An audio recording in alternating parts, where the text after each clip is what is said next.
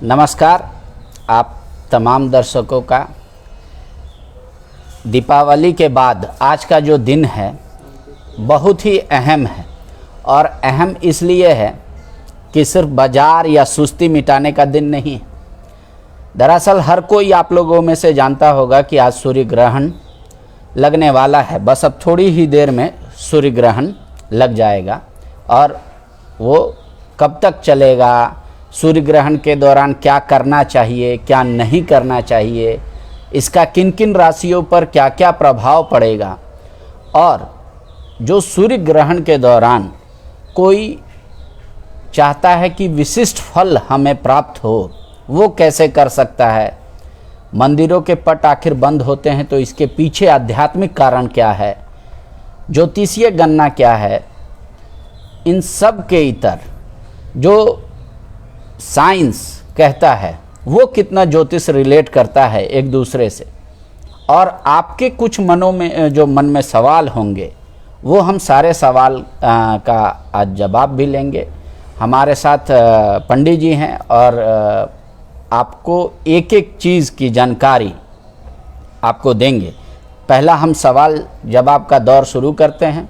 आपके मन में भी अगर कोई भी प्रश्न हो, फिलहाल आप व्यक्तिगत प्रश्न मत कीजिएगा, क्योंकि पंडित जी के पास अभी ना तो लैपटॉप है और ना ही वो आपका कुंडली देख सकते हैं इस वक्त। लिहाजा आप जो आध्यात्मिक सवाल है या सूर्य ग्रहण से रिलेटेड सवाल हैं उनसे आप बात कीजिएगा।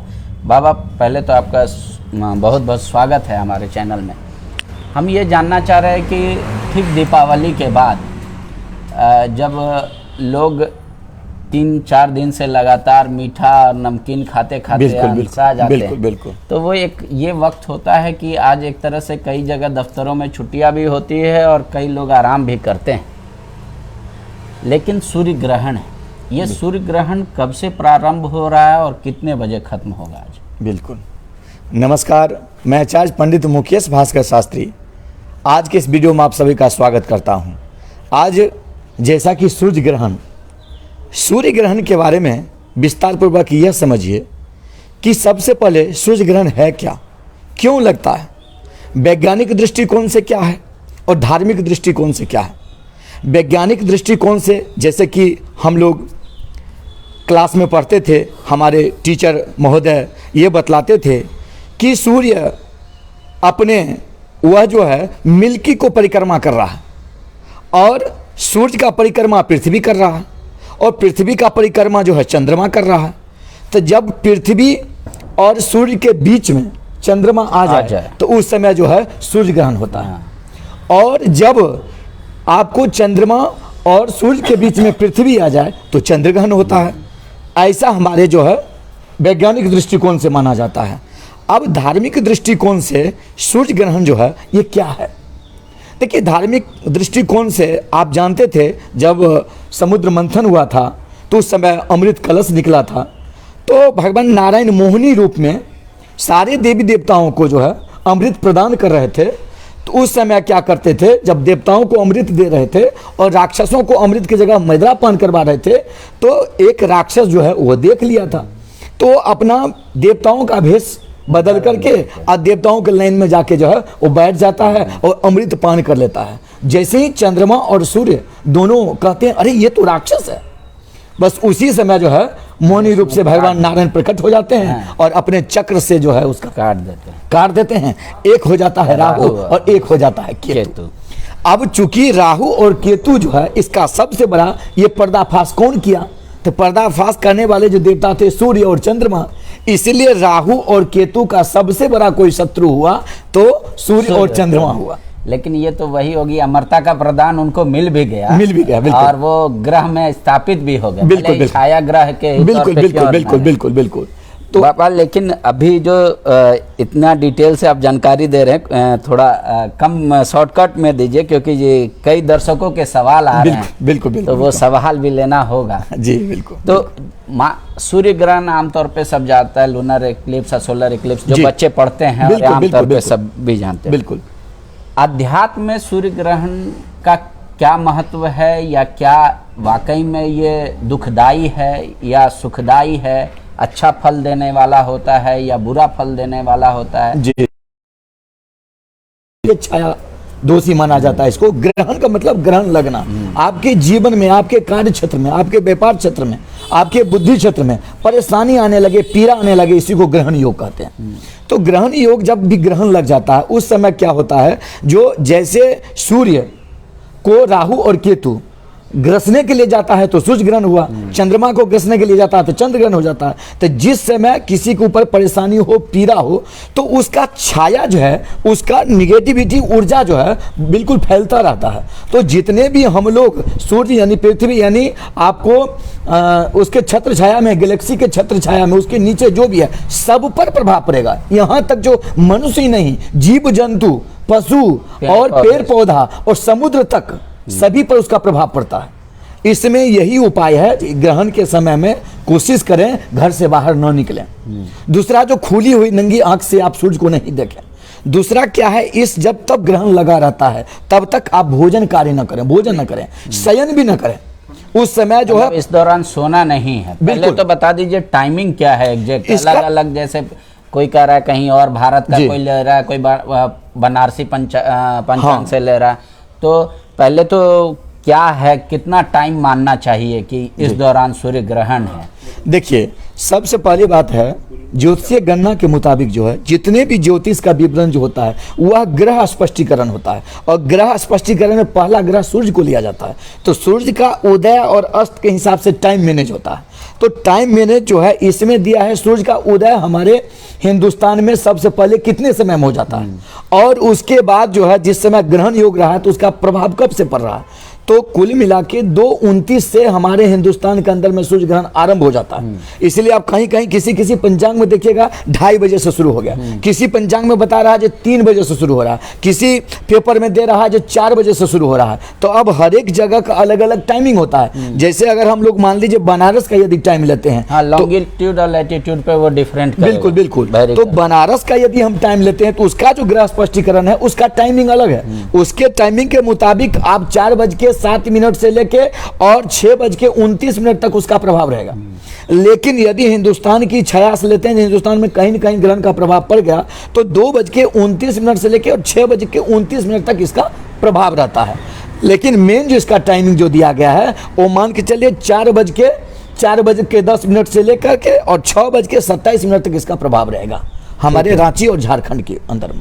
ठीक है। अब सूतक काल, जी, लोग कहते हैं कि सूर्य ग्रहण के 12 घंटे पहले सूतक काल लग जाता है। बिल्कुल बिल्कुल। ये क्या है, मंदिरों का पट क्यों बंद हो जाता है, इसके बारे में थोड़ा बताइए। जी, अब देखिए, हमारे ज्योतिषीय गणना के मुताबिक यदि सूर्य ग्रहण लगता है तो उस समय 12 घंटा पहले सूतक लग जाता है, क्योंकि मंदिर में जितने देवी देवता होते हैं सारे प्रतिष्ठित हैं, उनको प्राण प्रतिष्ठा किया हुआ होता है। और जितने भी प्राण प्रतिष्ठित हैं वो मान लीजिए कि कभी कभी जैसे नवरात्र होते हैं तो 10 दिन का प्रतिष्ठा होता है। अभी मान लीजिए श्यामा पूजा, काली पूजा चल रहा है तो 3 दिन, 4 दिन, 5 दिन की प्रतिष्ठा होता है। इस पर में हमारे निर्णय सिंधु वगैरह कहते हैं इस पर ज्यादा इसका प्रभाव नहीं रहता है। लेकिन अस्थाई जो मंदिर है जहां पर भगवान का प्राण प्रतिष्ठा है वहां पर 12 घंटा पहले सूर्य ग्रहण में सूतक आरंभ हो जाता है। सूतक के समय में मंदिर का पट खुला हुआ नहीं होना चाहिए, मूर्ति को स्पर्श नहीं करना चाहिए, पूजा पाठ वगैरह नहीं करना चाहिए। हाँ, मंदिर से बाहर आप बैठ करके आध्यात्मिक साधना कर सकते हैं। अपना जो जिसका जो राशि है उस राशि के हिसाब से यदि मंत्रोच्चार करते हैं, अपने इष्ट को प्रबल करते हैं, अपने जो उनका कुल देवता है उनको प्रबल करते हैं, उनको जो मेन प्रधान देवता जो उनके कुंडली में है उनको प्रबल करते हैं तो निश्चित तौर पर में सफलता प्राप्त होता है। दूसरा इसमें क्या है, चंद्र ग्रहण जब लगते हैं तो चंद्र ग्रहण में 9 घंटा पूर्व सूतक लग जाता है। अच्छा। और सूर्य ग्रहण में 12 घंटा पूर्व लगता है। ये कह रहे हैं कि जिन जगह, जिन मंदिरों में प्राण प्रतिष्ठा करके भगवान की स्थापना तो लगभग हर मंदिरों में, बिल्कुल बिल्कुल, लेकिन बिल्कुल। जो घर में पूजा का कमरा होता है या पूजा की जगह होती है वहाँ आमतौर पे ज्यादातर लोग प्राण प्रतिष्ठा नहीं करते बिल्कुल। तो वहाँ पे ये वर्जित नहीं होगा उस तरीके से। उस समय भी अपने घर में भी यदि मूर्ति रखे हुए हैं तो उनको भी स्पर्श करना वर्जित माना गया है। अच्छा। क्योंकि उस समय एक तरह समझिए असोच का प्रभाव रहता है। सूतक मतलब असोच लगना। असोच के समय में हम मंदिर को नहीं छू सकते हैं, मूर्ति को नहीं छू सकते हैं, कोई देव कार्य नहीं कर सकते हैं, विशेषादि कार्य नहीं कर सकते हैं। उसमें हम मंत्र जाप कर सकते हैं, अपना मंत्र की साधना कर सकते हैं, आध्यात्मिक उत्थान कर सकते हैं, तांत्रिक साधना कर सकते हैं, ये सारे कार्य कर सकते हैं। कई जगह देखा गया है कि कई मंत्र को वो लोग इस ग्रहण के दौरान जी तांत्रिक लोग खास करके या पंडित लोग उसका निरंतर जाप करते हैं, बिल्कुल बिल्कुल बिल्कुल। तो वो क्या मंत्र की सिद्धि करना चाहते हैं या मंत्र का पूरी तरीके से उपयोग करना चाहते हैं? इस ग्रहण काल में इसका क्यों बताया गया कि इस तरीके से करना चाहिए? जी जी जी। अब देखिए सबसे पहली बात क्या होता है, यदि कोई भी मंत्र की हम साधना करते हैं तो अधिकांश मंत्र में देखिएगा जो 1.25 लाख मंत्र का जाप करने के बाद वो सिद्ध होता है। सिद्ध होने के बाद फिर आप उसको उपयोग में ला सकते हैं। जितने भी मंत्र की साधना होती है, सिद्धि होती है किसी के कल्याण के वास्ते, तो मंत्र यदि आपका सिद्ध हो जाता है तो एक बार स्मरण करके आपको किसी का कल्याण आप कर सकते हैं। लेकिन अब 1.25 लाख मंत्र की साधना करने के लिए एक यदि मान लीजिए कोई आदमी व्यक्तिगत रूप से अगर मंत्र की साधना करते हैं तो उनको महीनों लग जाएगा, जो सबकी बस की बात नहीं है। यदि ब्राह्मण से आप करवाते हैं तो 9 दिन 10 दिन तक पंडित जी 5-7 लगे रहते हैं, तब जाके 1.25 लाख जाप होता है। लेकिन ग्रहण के समय में कहा गया है इसे 10 गुना ज्यादा पुण्यदायी माना गया है, सिद्धिदायी माना गया है। यदि एक माला आप जाप करते हैं तो इसको सैकड़ों माला करने का फल प्राप्त होता है। तो इसलिए इसमें देखिएगा तंत्रोक्त या आचार्य या पंडित या संत महात्मा जितने भी हैं, ब्राह्मण गण हैं, विप्रगण हैं, वो सभी साधना में लग जाते हैं। जो इस साधना में यदि 2 घंटा में हम मंत्र जाप करते हैं अनगिनत, तो ये आपको करोड़ों मंत्र जाप करने का फल प्राप्त होता है इससे, और वो सिद्ध हो जाता है, वो सिद्ध हो जाता है। इसलिए ग्रहण के समय में अशोक महतो जी पूछ रहे हैं कि सूर्य ग्रहण का टाइमिंग पक्का क्या है, परफेक्ट टाइमिंग कितना है? तो बताया पंडित जी ने अभी कि लगभग 4:10 अगर झारखंड में देखें जी, और जब सूर्य ग्रहण समाप्त होगा वो लगभग 6 बजे का टाइमिंग है, ये है परफेक्ट। दूसरा कह रहे हैं यहाँ पे विष्णुदेव जी कि प्रीमियर इसी पॉलिटेक्निक ये धनबाद ये ओपन एडमिशन का इसमें कोई लोग प्रचार भी कर रहे हैं। टाइम बताइए पंडित जी, वो तो टाइम बता दिया। और उसके बाद लोग पूछ रहे हैं कि कुंभ राशि पे क्या असर पड़ेगा, तो इसको कैसे बताएंगे कि सारे राशियों का पहले जान लेते हैं कि किन किन राशियों पे क्या क्या प्रभाव पड़ेगा, और इसको ध्यान से देखिएगा। लेकिन इसी को भी सिर्फ 100% सच नहीं माना जाएगा, बाकी तो विशेष पंडित जी बताएंगे किन राशियों पे क्या प्रभाव पड़ेगा और जिनका निगेटिव प्रभाव पड़ेगा क्या उनको डरने की आवश्यकता है। देखिए इसमें सूर्य ग्रहण जो लग रहा है, सूर्य ग्रहण में 4 राशि को छोड़ के और सारे जितने राशि वाले हैं सारे के लिए नुकसानदेह हैं। 4 राशि किनके के लिए? सबसे पहले तो वृष राशि जो होता है, उसके बाद सिंह राशि, और उसके बाद जो है मकर राशि। कुंभ राशि जो है ये सारे दोनों को शनि ही स्वामी हैं, लेकिन फिर भी ये 4 राशि छोड़ के अन्य जितने भी राशि के जातक हैं उन सबको परेशानी और पीड़ादायक है। अब क्या पीड़ा हो सकता है, क्या नुकसान हो सकता है? अगर मान लीजिए वो शादीशुदा हैं तो स्त्री पीड़ा वगैरह हो सकता है। अगर मान लीजिए कोई कार्य में आप मन बना के चल दिए, संकल्प करके चल दिए, तो वो कार्य पूर्ण हो जाए उसमें डाउट रह सकता है। आप वाहन वगैरह चलाएं या कोई कार्य उसे विशेष कर रहे हैं तो उसमें सावधानी वगैरह बरतें, चूंकि ऊपर से उसका आकाशीय जो है घटना के मुताबिक वो प्रभाव पड़ा पृथ्वी पर है। तो पृथ्वी पर जितने भी जीव जंतु हैं सब पर प्रभाव है। तो इन 4 राशि छोड़ के सभी को एक बार 4 राशि का नाम फिर से बता दीजिए। आप इसमें वृष राशि के जो जातक हैं, सिंह राशि के जो जातक हैं, तुला राशि के जो जातक हैं और कुंभ राशि के जो जातक हैं, इनको छोड़ के सबको नुकसान दे। रूपलाल गंजू जी, तो आप तुला राशि के बारे में जानना चाह रहे थे। तुला राशि पे किसी तरीके का कोई दिक्कत नहीं है, वो 4 राशि में आप भी हैं। मिथुन राशि वालों का क्या है, वो पूछ रहे हैं महेंद्र जी कि मिथुन राशि के बारे में बताइए क्या फल पड़ेगा। आप देखिए मिथुन राशि के जो जातक हैं उसके स्वामी बुध हैं, और बुध को हमारे ग्रह में नपुंसक ग्रह कहा गया है। वो जिसको बलि देखता है उसी में मिल जाता है। वो राहु के साथ भी मित्रता रखता है, चंद्रमा के साथ भी मित्रता रखता है, सूर्य के साथ यदि योग कारक हो तो मित्रता रखता है, नहीं तो शत्रु का प्रभाव होता है। तो बुध और सूर्य में उसका शत्रुता है तो उनके ऊपर प्रभाव जो है थोड़ा सा दिक्कत होगा, सावधानी बरतें। क्या उपाय करना चाहिए इनको? सबसे पहले जो अपने इष्ट को प्रबल करें, ये हरा मूंग का दान वगैरह कर सकते हैं, ग्रहण के बाद जो है हरा वस्त्र वगैरह का दान कर सकते हैं। ओम बुंग बुद्धाय नमः इस मंत्र का जाप कर सकते हैं। ओम नमो भगवते वासुदेवाय इस मंत्र का जाप कर सकते हैं, अथवा ओम गंग गणपते नमः जो बुद्ध जो है उनके जो है गणेश जी का, इस मंत्र का भी वो जाप कर सकते हैं। आर्य अमित पूछ रहे हैं कि मकर राशि पे क्या असर पड़ेगा, पंडित जी बताएं। अब देखिए अभी सूर्य ग्रहण लगा हुआ है, तो सूर्य ग्रहण के जो जातक हैं तो शनि और सूर्य का क्या प्रभाव ये तत्कालिक देखना है, तो एक दूसरे के शत्रु के कारक होता है। तो मकर राशि के जातक हैं उनके लिए बहुत बढ़िया नहीं माना जा रहा है, वो भी अपना उपाय करें। उनको क्या करना चाहिए? उनको मकर राशि वाले जो हैं जितना है वो ऐसा करें जो तिल का जो है दान करें। और उसके बाद जो है ओम नमो भगवते वासुदेवाय, ओम नमः शिवाय या ओम आकृष्णेन रजसा वर्तमानो निवेश, ये मंत्र का जाप करें। अथवा ओम मकर राशि के हैं सन शनैश्चराय नमः, इस मंत्र का भी जाप कर सकते हैं। सिंह राशि वाले पे तो वैसे कोई दिक्कत नहीं है, लेकिन रंजीत कुमार जी पूछ रहे हैं कि क्या करना चाहिए हमको। इनको जो है लाल वस्त्र वगैरह का दान करें, लाल फल वगैरह का दान करें, स्वर्णादि वगैरह भी दान कर सकते हैं, गंगा स्नान वगैरह कर सकते हैं। हनुमान जी का जो है चालीसा का पाठ करें या हनुमान बाहु का पाठ करते हैं तो बहुत फायदेमंद है। नूरियान अंसारी जी पूछते हैं मैं धनबाद में हूँ, अभी तक सूर्य ग्रहण नहीं दिखा, कब दिखेगा? तो वो तो पहले आप अंसारी जी खुली आंखों से ना देखें, जो उसका प्रॉपर फिल्टर आता है और फिल्टर का ही उपयोग करके देखें। शुरू में ही पंडित जी ने कहा कि वो आपके आँख के लिए भी खतरनाक होगा और ये साइंटिफिकली भी प्रूव्ड है और आपके शरीर के लिए भी। आप देखते रहिए, समय हर जगह जहाँ भी लॉन्गिट्यूड या लैटिट्यूड बदलता है उस अनुसार से आपको अंतर थोड़ा दिखने को मिलेगा। मकर राशि मिथुन राशि वाले से तो पूछ ही लिया, सिंह का तो कोई दिक्कत नहीं है।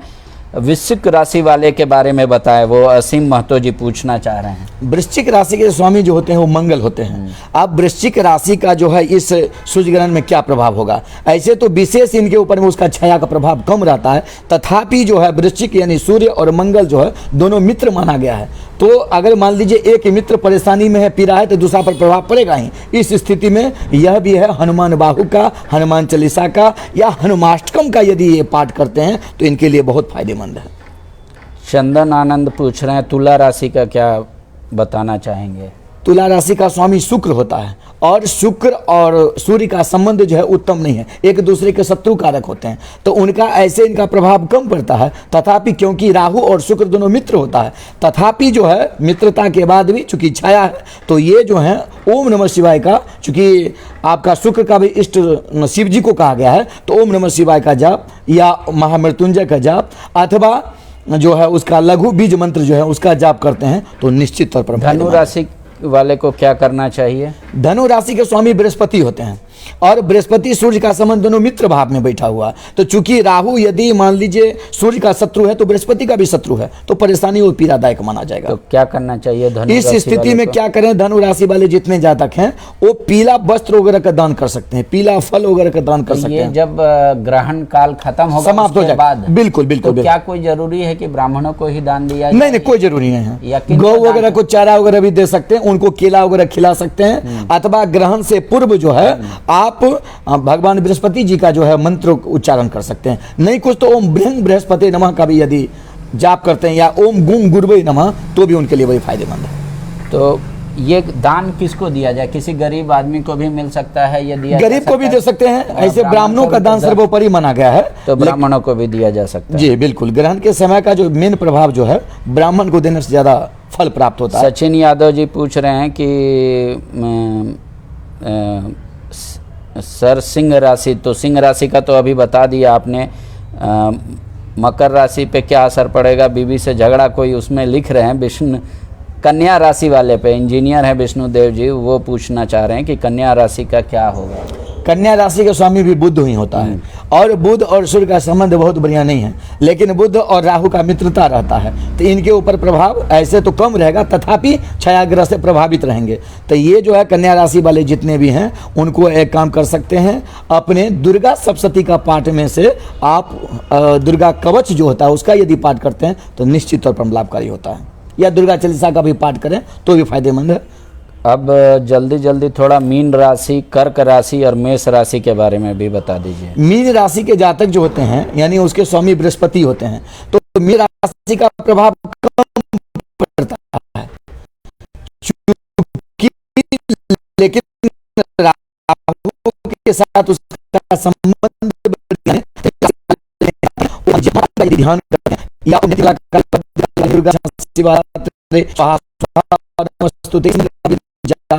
करें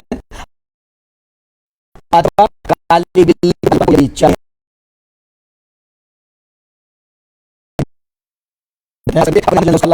रोटी दे देना, बिल्ली को रोटी दे देना, तो निश्चित तौर पर सफलता प्राप्त होता है। सूर्य के तौर पे मान लीजिए जैसे ही सूर्य ग्रहण खत्म होगा तो लोगों को सबसे पहला काम क्या करना चाहिए अध्यात्म के तौर पे, उनको क्या बताएंगे आप? देखिए, सूर्य ग्रहण जैसे समाप्त हो जाता है तो सबसे पहले आप स्नान कर लें, क्योंकि आप देखिएगा जब श्मशान को जाते हैं वहाँ भले आप किसी मुर्दा को जला रहा उसमें शामिल नहीं हो, लेकिन उसका धुआं यदि लग जाता है तो वो उसका गलत ऊर्जा हमारे शरीर में प्रवेश कर जाता है। उस स्थिति में माना गया है उस वस्त्र को पुनः नहीं पहने बिना साफ किए हुए, और स्नान वगैरह भी कर लेना चाहिए। तो ग्रहण का भी वही स्थिति है, ग्रहण समाप्त होते ही सबसे पहले आप स्नान करें। गर्म पानी से भी स्नान कर सकते हैं अथवा जल में 1-2 बूंद गंगा जल डाल के आप स्नान कर सकते हैं। नदी का सुविधा हो या झरना का सुविधा हो या कुआं का सुविधा हो या मान के चलिए गंगा जी का सुविधा हो या प्रयागराज चले जाए संगम हो, अति उत्तम है। जहां सुविधा हो स्नान करें। स्नान करने के बाद जो लोग यज्ञों पर वित्त पहनते हैं वो यज्ञों पर वित्त पहने और साफ सुथरा वस्त्र को धारण करें और अपने भगवान का जो है जिनके प्रति उनका प्रेम है, आस्था है, उनका नाम स्मरण करें।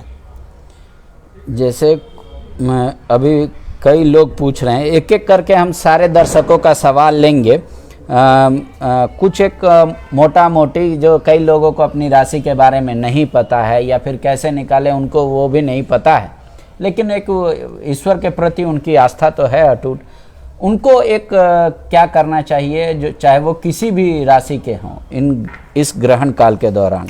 देखिए, ग्रहण काल के समय, ग्रहण से पहले और पूर्व दोनों की बात करते हैं या ग्रहण का समय की बात बताते हैं। ग्रहण के समय में सबसे पहले आप जो है आध्यात्मिक कार्य जितने कीजिएगा उतना फलित है। तो आध्यात्मिक कार्य करने के लिए जो है जिनका जो राशि है उनके राशि के जो स्वामी हैं उनको प्रबल करें। जैसे जिनका भी जो राशि है, जैसे मेष राशि है तो उनका स्वामी मंगल हुए, वृष राशि हुआ तो उसका स्वामी शुक्र हुआ, मिथुन राशि हुआ तो उसका स्वामी बुध हुआ, कर्क राशि हुआ तो उसका स्वामी चंद्रमा हुआ, सिंह राशि हुआ तो उसका स्वामी सूर्य हुआ, इसी तरह कन्या राशि हुआ तो उसका बुध हुआ, वृश्चिक राशि हुआ तो मंगल हो गया, तुला राशि हो गया तो शुक्र हुआ, मकर कुंभ राशि हुआ तो शनि हो गए। तो जिनके जो स्वामी हैं उनका सभी का जो बीज मंत्र है उनका आप जाप कर सकते हैं अथवा हनुमान जी का जाप कर सकते हैं। मंत्र का जो है नहीं हो तो ओम हंग हनुमते नमः अथवा ओम नमः शिवाय का पाठ करना, यानी सारे ग्रह का प्रभाव जो है देवादिदेव महादेव के सामने शून्य अवस्था में आ जाता है और हनुमान जी के पास शून्य अवस्था में आ जाता है, माँ दुर्गा के सामने शून्य अवस्था में आ जाता है। तो यहाँ पर दुर्गा जी का, हनुमान जी का और शिव जी का आराधना करें। ग्रहण के बाद माता पिता का चरण स्पर्श करें, क्योंकि आशीर्वाद लेने से बहुत सारे अरिष्ट ग्रहादि समाप्त हो जाते हैं। यदि ग्रहण जिस समय लगता है अगर उस राहु का यानी उस ग्रहण का अथवा उस ग्रह का आपके ऊपर यदि प्रभाव है तो ग्रहण के समय में कई गुना ज्यादा प्रभाव आ जाता है। तो यदि अरिष्ट ग्रह है तो आपको तुरंत अनिष्ट फल देने लगा। तो उस स्थिति में जो है आप दान पुण्य, इसीलिए कहा गया है दान पुण्य आप करें अथवा अपने से बड़े बुजुर्ग का आशीर्वाद लें, खास करके माता पिता हो, गुरु हो, पंडित जी हो, आचार्य महोदय हो, शास्त्री हो, संत महात्मा हो, सभी का जो है तो ये निश्चित तौर पर में जो है आपके जीवन में सफलता और चार चांद लगाने वाला है। रावण संहिता में तो इसका वर्णन बिल्कुल भी है बिल्कुल कि बिल्कुल अगर आपके भाग्य में भी कुछ नहीं है हाँ। और आपकी प्रबल इच्छा है कि उसको प्राप्त करें बिल्कुल, तो वो माता पिता के चरणों की सेवा करने से आपको कहा गया अभिवादन शिलस्य नृतंग वृद्धोपसे विनः चत्वारि तस्य वर्धन्ते आयुर्विद्या यशो बलम। बहुत बड़े बड़े अरिष्ट ग्रह यदि आपके कुंडली में है तो सिर्फ आशीर्वाद प्राप्त करने से, बड़े को आशीर्वाद लेने से बहुत सारे ग्रह जो है ऐसे ही खत्म हो जाता है जैसे सूर्योदय होते ही अंधेरा समाप्त हो जाता है। ये एकदम बिल्कुल हकीकत है और एकदम फैक्ट है। अब इसमें हेमंत सरकार के भी लोग पूछ रहे हैं, ये सरकार पे अभी कुछ नहीं कहा जा सकता क्योंकि सरकार कोई एक इंडिविजुअल नहीं होता जिसकी कोई राशि से पूरा सरकार पे परफॉर्म करता है।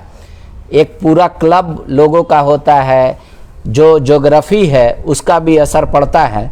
तो उन सारी परिस्थितियों को देख के निर्णय लिया जाता है, किसी एक से नहीं ये बताया जा सकता है कि हेमंत सरकार पे क्या होने वाला है, नहीं होने वाला है, या ग्रहण का क्या असर पड़ेगा।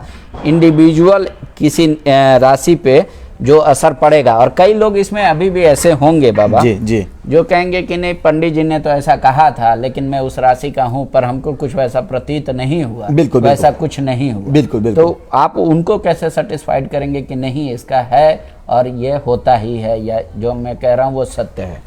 देखिए, एक्चुअली में होता क्या है, बहुत सारे लोग कहेंगे जो मेरे ऊपर तो लाभ दिखाया गया हम लेकिन लाभ नहीं हुआ ग्रहण के बाद। देखिए, ग्रहण का मतलब क्या होता है, जिसके जन्म कुंडली में ग्रहण योग हो उसकी कुंडली में जिसका ग्रहण योग होता है उसके ऊपर ज्यादा प्रभाव होता है।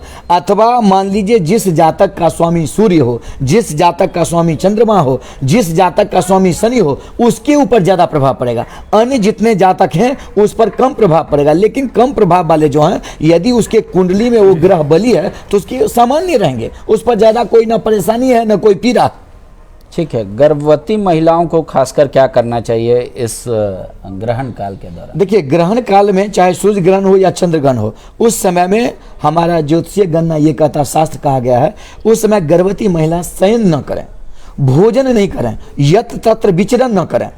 और उसके बाद उस समय क्या करें, अगर मान लीजिए नींद आने लगा या किसी प्रकार की परेशानी पीड़ा है, आप घूम टल नहीं रहे हैं, बैठ नहीं पा रहे हैं, तो उस स्थिति में अपने हाइट का काला धागा वगैरह नाप के जिस रूम में आप बैठे हुए हैं वहाँ कहीं कील ठोक के उसको लटका दीजिए। अथवा अपने हाइट का पूरा कोई डंडल वगैरह हो, बांस का कोई हो या कोई अन्य हो, उसको उस किनारे में कहीं जो है उसको खड़ा कर देना चाहिए। तो इस दोष का प्रभाव कम हो जाता है, चाहे वो मवेशी गाय भैंस क्यों ना हो। अच्छा, उस पर भी प्रभाव पड़ता है।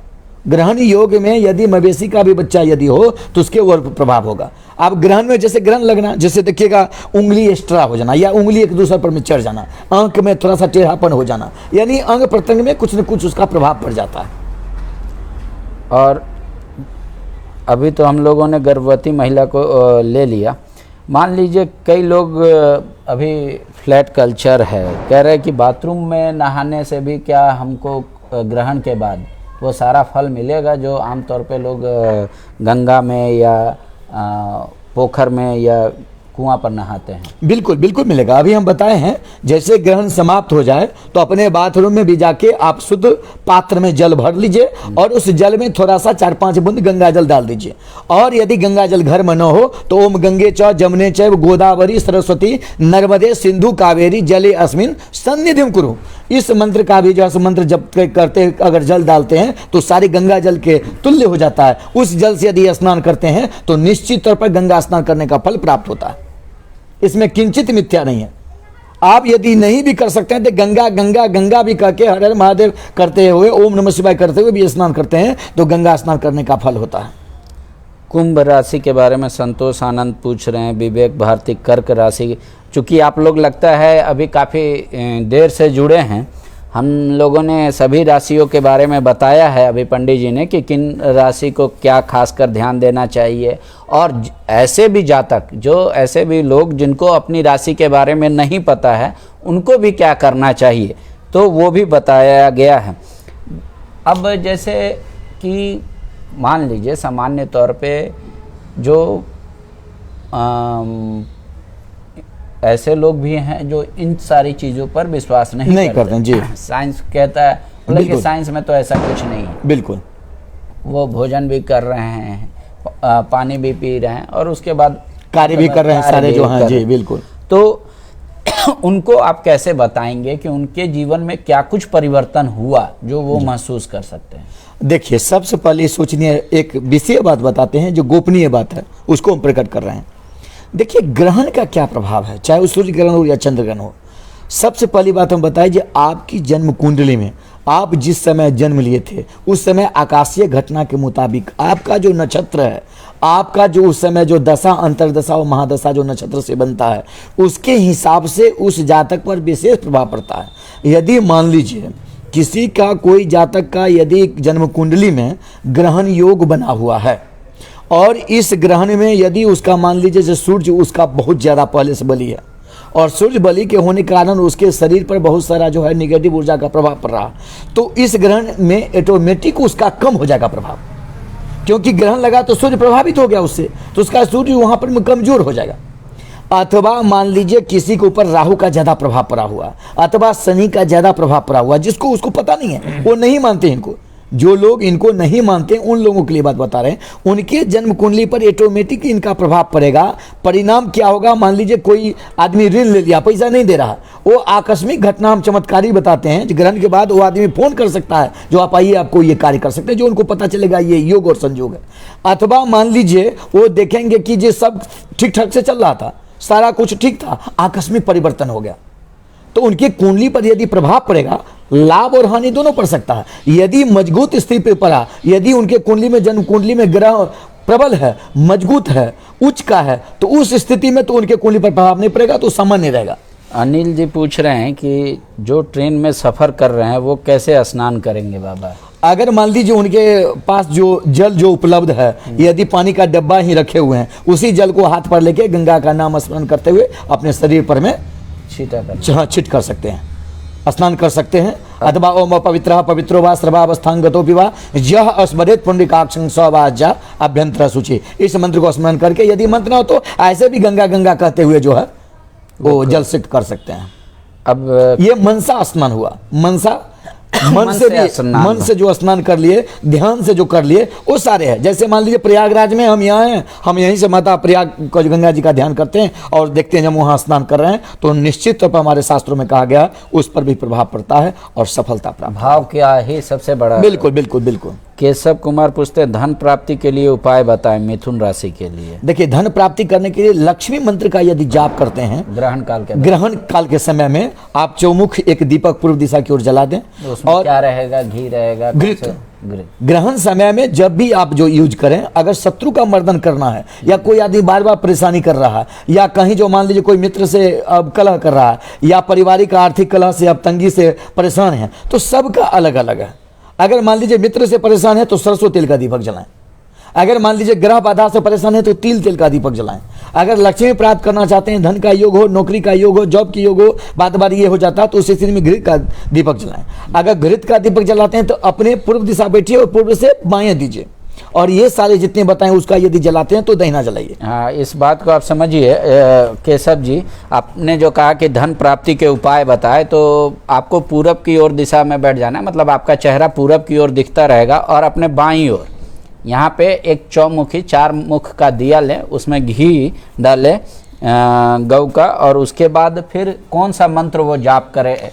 देखिए, लक्ष्मी प्राप्ति यदि करना हो तो ओम ह्रीं लक्ष्मी नमः इस मंत्र का जाप कर सकते हैं। यदि मान लीजिए आरोग्यता प्राप्त करना है, शक्ति ऊर्जा तंदुरुस्ती प्राप्त करना है, तो ओम क्रीम नमः कर सकते हैं, काली जी का जो है। अथवा विद्या प्राप्ति करना है तो ओम ऐंग नमः, ये सारे बीजक मंत्र हैं। अथवा बहुत सारे हैं, सरस्वती महाभागे विद्ये कमल लोचन विद्या रूपे विशालाक्षी विद्याम देहि नमस्तुते, या कुंदेन्दु तुषार हार धवला, या शुक्लाम ब्रह्म विचार सार परमामद्या, बहुत सारे मंत्र हमारे शास्त्रों में दिया हुआ है, कर्मकांड में दिया गया है। उस कोई भी मंत्र जिस, लेकिन उच्चारण पर विशेष ध्यान दें। उच्चारण शुद्ध होगा तो निश्चित तौर पर सफलता मिलेगी, फल मिलेगा। उच्चारण यदि सही नहीं होता तो उसका प्रभावहीन हो जाता है। हाँ, तो कोई एक ऐसा छोटा सा मंत्र बता दीजिए केशव जी को। लक्ष्मी प्राप्ति करने के लिए आप जो है ओम ह्रीं लक्ष्मी नमः, ओम ह्रीं लक्ष्मी नमः इस मंत्र का जो है जाप कर सकते हैं। अथवा सामने में जो है आप लक्ष्मी जी का प्रतिमा रखें, दक्षिणावर्ती शंख रख सकते हैं, श्री यंत्र और कुबेर यंत्र भी रख सकते हैं। बाएं साइड में आप चतुर्मुख या पंचमुखी घृत का दीपक जलाएं, और बिल्कुल वहां बैठ करके ओम श्री लक्ष्मी नमः, ओम श्री लक्ष्मी नमः, ओम श्री लक्ष्मी नमः इस मंत्र का जाप करें। कई लोग दिया जो जलाते हैं, अधिकतर आप देखेंगे उसके नीचे अक्षत रखते हैं। बिल्कुल बिल्कुल। तो क्या, और कई लोग ऐसे ही रख देते हैं जी, जहाँ फर्श पे रहते हैं जी। दोनों में अंतर क्या है और क्या सही मार्ग है, क्या सही रास्ता है? देखिए, आप जो दीप जला रहे हैं, दीप आपके कर्म का साक्षी होता है, तो गवाह बनता है। लेकिन यदि पृथ्वी पर में आप छोड़ देते हैं तो हमारे शास्त्रों के मुताबिक पृथ्वी पर बिना अक्षत का दीपक रखते हैं, तो दीपक का जो फल है, उस ऊर्जा का जो फल होता है, वो इंद्र देवता को प्राप्त हो जाता है। ठीक है। तो इसीलिए यदि अक्षत आप यदि उस पर नहीं देते हैं तो साक्षी आपका नहीं होता। जब भी आप दीप जलाएं तो अक्षत जरूर डाल दें, अक्षत नीचे डाल दे, नीचे डाल के उसके ऊपर दीप जलाएं, उसके ऊपर दिया रखें। अगर अर्थ से कनेक्ट हो जाएगा तो उसकी सफलता पूर्ण लाभ आपको नहीं मिलेगा। अब कोई स्टूडेंट है, घर में रह रहा है, उसके पास ना बैठने के लिए पीढ़ा है और ना ही कोई वस्त्र है, तो वो अगर कुछ भी बिछाता है आसनी में, तो उसके जब ये ध्यान खत्म कर ले या जाप जब खत्म कर ले, तो उसको क्या ध्यान देना चाहिए?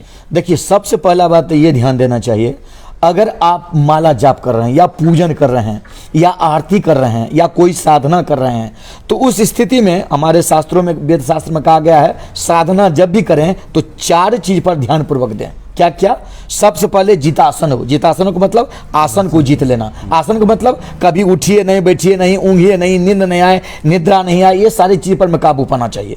और जित संग हो। जित संग को मतलब संग को जीतना, इर्द गिर्द से कहीं आवाज ना आए। ऐसा नहीं जो वहां से टेलीविजन का आवाज आ रहा है, आप मंत्र साधना कर रहे हैं, उसके बाद कहा गया है जित संगो के बाद जित श्वासो, श्वास बार बार जो है आप ही ना ले ये न ले, कोशिश करें जो पूरा मंत्र जो उच्चारण हो एक श्वास में ही उसका उच्चारण करें। तो जितासन हो जितेंद्रिय, और आसन को जीतिए और इंद्रिय को भी जीत लीजिए। ये 4 क्रिया जब करते हैं तो आप कोई साधना को करते हैं। मंत्र जाप जब भी करें तो माला आपको नाभि से ऊपर होना चाहिए। नाभि से नीचे यदि मंत्र जाप करते हैं तो उसे अपवित्र कहा गया है, उसका पूर्ण लाभ नहीं मिलता है। जैसे ओम नमः शिवाय, ओम नमः शिवाय, ओम नमः शिवाय हृदय से ऊपर, हृदय के सामने होना चाहिए।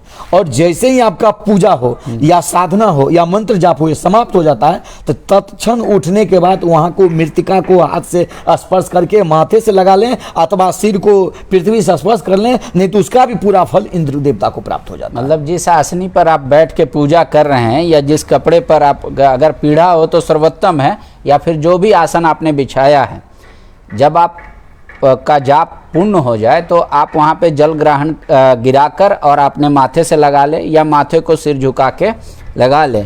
आमतौर पे देखते हैं पंडितों को वहाँ पे ओम सक्राय नमः वो कहते हैं, वो क्या है? अब देखिए क्या होता है, कभी कभी होता है जो जैसे आप पूजा करके उठते हैं तो आप भूल जाते हैं, वो प्रक्रिया नहीं कर रहे हैं, वो कार्य जो है आप नहीं कर रहे हैं। उस स्थिति में पूजा में बैठने से पूर्व ही आसन को शुद्धि कर लें। तो आसन के नीचे जो है थोड़ा सा विनियोग कर दें अथवा अक्षत पुष्प दे दें। कमलासनाय नमः मंत्र का ये कर सकते हैं, पृथ्वी तोयालो का ये भी मंत्र का प्रयोग कर सकते हैं। लेकिन जो लोग मंत्र को नहीं जानते हैं वो सिर्फ पुष्प यदि आसन के नीचे दे देते हैं तो उसका पूरा फल उनको प्राप्त होता है। इस सब पर में विशेष ध्यान देना चाहिए, नहीं तो फिर आपके जो जितने भी कार्य कर रहे हैं, आध्यात्मिक उत्थान कार्य कर रहे हैं, उसका पूर्ण फल नहीं प्राप्त होता है। ठीक है, कई लोगों के सवाल आ रहे हैं और एक के बाद एक आ रहे हैं। आप कोशिश कीजिए कि जो सवाल हम लोगों के बातचीत के दौरान जिसका जवाब मिल जा रहा है उस सवाल को दोबारा ना लें, क्योंकि लाइव का ये एक तकनीकी खामी है कि ऐसा नहीं है कि जब तक मैं सवाल देख ना लूँ तब तक वो ऊपर स्क्रॉल नहीं कर जाता।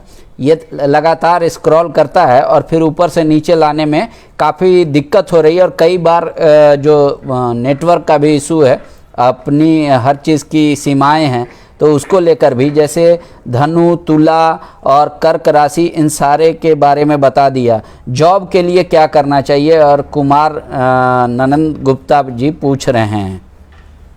देखिए सबसे पहले जो है जॉब संबंधी जिनको जो है जॉब का परेशानी का जो कारक ग्रह होता है, इसमें बृहस्पति को प्रबल होना जरूरी है। अगर आप मान लीजिए लेखनी द्वारा आप लेखनी विद्या के द्वारा आप नौकरी करते हैं तो इसमें बृहस्पति को उत्तम होना बहुत जरूरी है, मजबूत होना बहुत जरूरी है। तो इस स्थिति में बृहस्पति का आराधना करें, गुरु का आराधना करें, बृहस्पति को प्रबल करें, बृहस्पति मंत्र की साधना करें, बृहस्पति का दान करें, बृहस्पति का व्रत करें, केला के पेड़ में पूजा करें, अथवा भगवान नारायण का या भगवान राम का और भगवान श्री कृष्ण का, इन सभी देवी देवता को यदि पूजा करते हैं तो निश्चित तौर पर बलि जो है आपका बृहस्पति उच्च का होगा। जैसे आपने अभी थोड़ी देर पहले बताया था कि ओम ब्रीम बृहस्पतये नमः, अगर इसका जाप करते हैं तो बृहस्पति आपका मजबूत होता है और उसका लाभ मिलता है। या पीला टोपाज जो है, हाँ, या पोखराज जो है, हाँ, ये सारे धारण करते हैं तो भी लाभ होता है। अच्छा, ये रत्नों को धारण करना। या बृहस्पति का दान जो होता है, जैसे पीला फूल हुआ, पका हुआ पीला केला हुआ, गुड़ हुआ, चना हुआ, ये सबको दान, अपने हाइट का पीला धागा उसमें डाल के दान करें तो निश्चित तौर पर में जो है ये सारे लाभकारी हैं। या केसर युक्त खीर बना करके दान करते हैं या गौ को खिलाते हैं तो निश्चित तौर पर में सफलता प्राप्त होता है। जैसे अब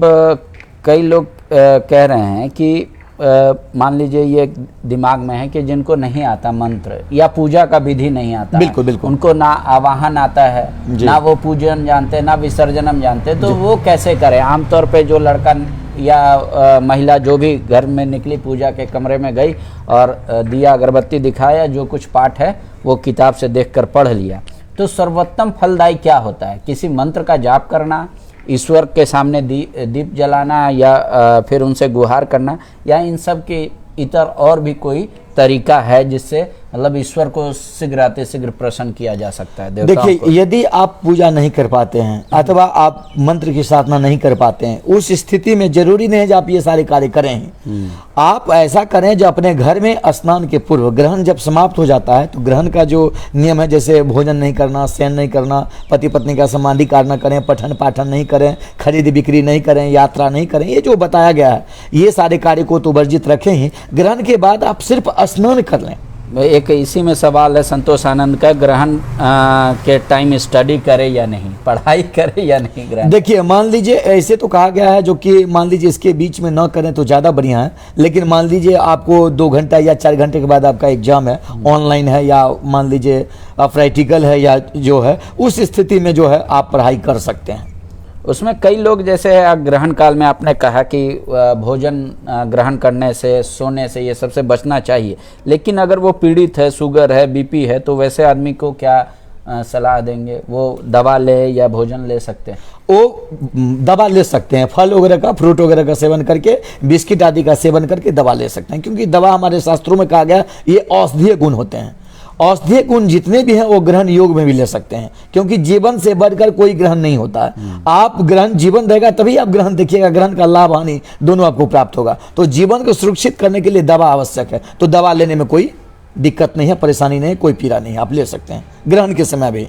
क्योंकि अभी की स्थिति में शुगर और बीपी इतना परेशानी दे रहा है सबका घर घर में जो है, जिसके चलते हमको लगता है कुछ लोग को छोड़ दीजिए तो लगभग पीड़ित हैं लोग, तो दवा उनको लेना चाहिए और दवा जरूर ले सकते हैं।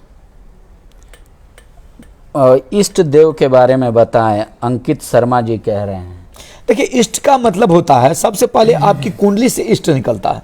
दूसरा, जो जिन देवी देवता से आपको ज्यादा लगाव होता है, जैसे किन्हीं को हनुमान जी से ज्यादा प्रेम है, लगाव है, तो किन्हीं को दुर्गा जी से लगाव है, किन्हीं को शिव जी से लगाव है, किन्हीं को भगवान नारायण से है, किन्हीं को राधा कृष्ण है, कोई सूर्य की आराधना करते हैं, कोई माँ काली का आराधना करते हैं। देखिए, किन्हीं जिन देवी देवता का आराधना करते हैं, सभी देवी देवता वो सारे आध्यात्मिक शक्ति से ओतप्रोत हैं, सब में वो शक्ति है जो आपको चाहिए वो दे सकते हैं। आपको भटकाव नहीं करना है, एक सधे सब सधे, सब सधे एक को मानो, एक को भजो, एक हो जाओ। तो इस स्थिति में आप एक किन्हीं को भी पकड़िएगा तो उनका जो, उन्हीं को इष्ट कहा गया है। जैसे हनुमान जी से हैं तो उनको इष्ट हनुमान जी है, हनुमान जी का मंत्र का वो साधना करते हैं। मान लीजिए किन्हीं कन्या का विवाह का परेशानी हो, पीड़ा हो, अथवा किन्हीं जो है लड़का का उनका जो है विवाह का परेशानी हो, तो ओम हिंग कुमाराय नमः इस मंत्र का भी यदि ग्रहण में जाप करते हैं तो निश्चित तौर पर फलदायी होता है। या ग्रहण के बाद आप दही, हल्दी और दुर्वा घास ये तीनों को मिक्स कर लें और अगर शिव जी पर चढ़ाते हैं और फिर वो अपने ललाट लगा लेते हैं तो निश्चित तौर पर यह भी सफलतादायक होता है। एक आखिरी सवाल ले लेते हैं पंडित जी। ये नीरज कुमार हैं, काफ़ी देर से शायद लगता है जुड़े हैं। वृश्चिक राशि के बारे में एक बार फिर से बता दीजिए कि उनको क्या करना चाहिए और फिलहाल किन बातों पे ध्यान देना चाहिए। देखिए, आप जो है ओम भोम भोमाय नमः इस मंत्र का आप जाप कर सकते हैं। अगर ये मंत्र ना हो तो आप एक काम कर सकते हैं, इसके बीच में जो है आप हनुमान चालीसा या हनुमाष्टकम या बजरंग बाण किन्हीं एक मंत्र का यदि आप जाप करते हैं, पाठ करते हैं तो निश्चित तौर पर सफलता प्राप्त होता है, लाभकारी होता है। और ऐसी कोई बात है जो आप बोलना चाहते हैं जो सवाल हमने नहीं किया या दर्शकों ने नहीं किया, जो इस ग्रहण काल में ध्यान देना चाहिए या ग्रहण काल के बाद ध्यान देना चाहिए जी। या आगे आने वाले 2-3 दिनों में ध्यान देना चाहिए, तो वो आप बता दीजिए। देखिए, अभी जैसे ग्रहण का जो समय हुआ, ग्रहण के बाद आप विशेष ख्याल ये रखें, जो जैसे ही ग्रहण लगता है तो आपकी कुंडली में यदि मान लीजिए पहले से कोई ग्रह जनित बाधा हो अथवा अरिष्ट ग्रह आदि हो तो निश्चित तौर पर ग्रहण के बाद उसके ऊपर प्रभाव पड़ता है। इस स्थिति में कम से कम जो है 1 सप्ताह तक आपको ध्यान रखा जाता है। जब भी आप घर से निकलें तो अपने जो इष्ट हैं उनको प्रणाम करें, एक पुष्प भगवान को अर्पित कर रहे हैं, वहाँ प्रार्थना कर रहे हैं, माता पिता का आशीर्वाद ले लें, प्रणाम कर लें। यदि दादा दादी का फोटो है तो उनको भी प्रणाम कर लें, सूर्य नारायण को स्मरण कर लें, अथवा गणपते नमः गणेश जी का स्तुति करके आप जाएं। किसी प्रकार का परेशानी, बाधा वगैरह नहीं हो सकता। इस पर विशेष ख्याल रखें, ध्यान रखें। तो आप उम्मीद करता हूं कि कई दर्शकों का हम लोगों ने जवाब दिया और 100% कर पाना तो संभव नहीं था, लेकिन जो बाबा ने कहा या जो आपने सवाल किया या मन की जिज्ञासा को आपकी पूर्ति हुई, कितने लोग नहीं हमसे जुड़ पाए, लेकिन आप इन सब के अलावा अपने कर्म पे भी विश्वास रखिएगा। बिल्कुल, अध्यात्म तो अपनी जगह है ही और आपको ताकत भी प्रदान करेगा। उम्मीद करता हूं कि आपको ये प्रोग्राम हमारा अच्छा लगा होगा और पंडित जी आपको भी बहुत बहुत धन्यवाद जो आपने इतना कीमती समय निकाला हमारे दर्शकों के लिए। और ईश्वर भाव के भूखे होते हैं, भाव से अगर आप ईश्वर को याद करेंगे तो वाकई में बाकी और किसी चीज़ की आवश्यकता नहीं पड़ती है। इसी उम्मीद के साथ कि ग्रहण काल के बाद भी और आगे आने वाला दिन भी आपकी और हमारे ज़िंदगी में खूब सारा धन, सुख, शांति और समृद्धि लेकर आए। हम एक दूसरे में प्रेम बांटे, यही हमारा उद्देश्य हो। इसी के साथ आप सभी का शुक्रिया।